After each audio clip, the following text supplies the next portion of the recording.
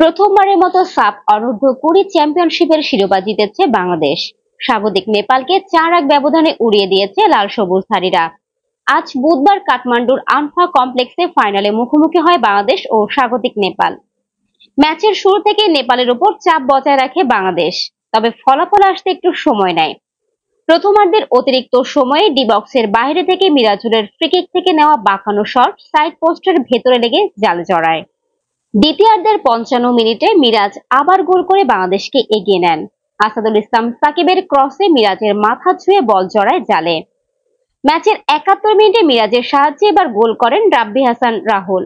বাঁ দিক দিয়ে আক্রমণে ঢুকে মিরাজুল রাহুলকে পাস দেন।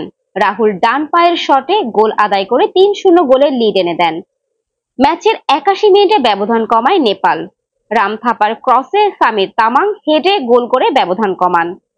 10 মিনিটের অতিরিক্ত সময়ে রাব্বি হোসেনের ক্রসে পিয়াস আহমেদ নোভার প্লেসিং গোলকিপারের গায়ে লেগে গোল লাইন অতিক্রম করে, তবে এক ডিফেন্ডার ক্লিয়ার করলেও শেষ রক্ষা হয়নি।